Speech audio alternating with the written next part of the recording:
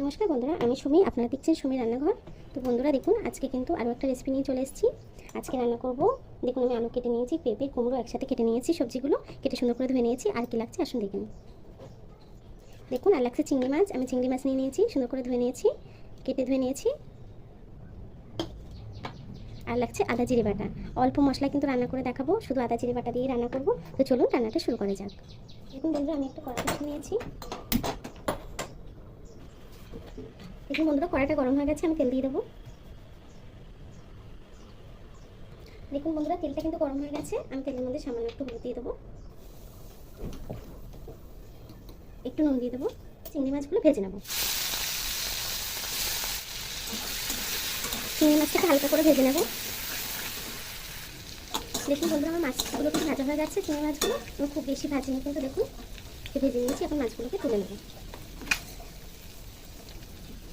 দেখুন বন্ধুরা, আমি মাছগুলো তুলে নিয়েছি। সেই মাছের তেলে কিন্তু দিয়ে দেবো একটু পাঁচফোড়ন,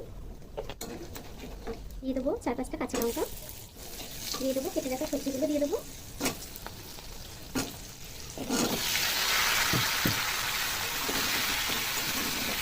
দিয়ে দেবো 1 চামচ হলুদ গুঁড়ো, দিয়ে দেবো স্বাদ মতো নুন, দিয়ে তরকারিটাকে কিছুক্ষণ কষিয়ে নেবো সবজিগুলোকে। আমি কিছু টমেটো দিয়ে দিচ্ছি, আপনার হবে না। সবজিটা কিন্তু কষানো হয়ে গেছে, এখন জল দিয়ে দেবো।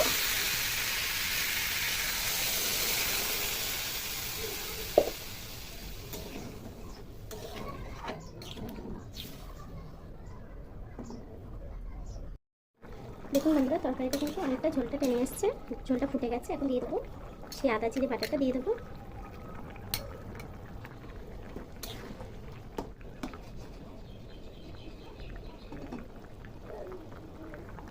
দেখুন বন্ধুরা, সেই ভেজে রাখা চিংড়ি মাছগুলো কিন্তু দিয়ে দেবো এখন।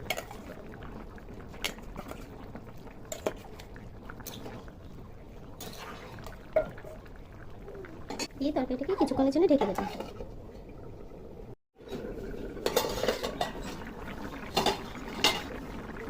দেখুন বন্ধুরা, তরকারিটা কিন্তু প্রায় হয়ে গেছে।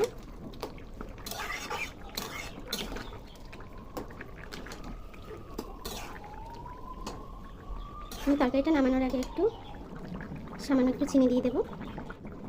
তরকারিটা নামিয়ে নেবো তার আগে 1 চামচ, দেখুন 1 চামচ পাঁচফোড়নের গুঁড়ো দিয়ে দেবো।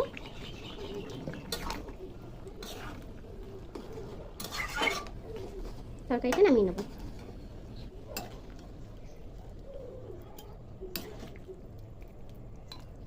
দেখুন বন্ধুরা, আমার তরকারিটা কিন্তু হয়ে গেছে। দেখুন কত সুন্দর হয়েছে, কম মশলায়। গরমে কিন্তু কম মশলায় খাওয়া ভালো, আর আমি কম মশলায় রান্না করে দিয়েছি। দেখুন খেতে খুবই ভালো হয়। আপনারা এই রেসিপিটা ট্রাই করবেন। আমার ভিডিওটা কেমন হয়েছে কমেন্ট বক্সে জানাবেন। ভিডিওটা লাইক করবেন আর চ্যানেলকে সাবস্ক্রাইব করে দেবেন। এতক্ষণ আমার ভিডিওটা দেখার জন্য আপনাদেরকে অসংখ্য ধন্যবাদ।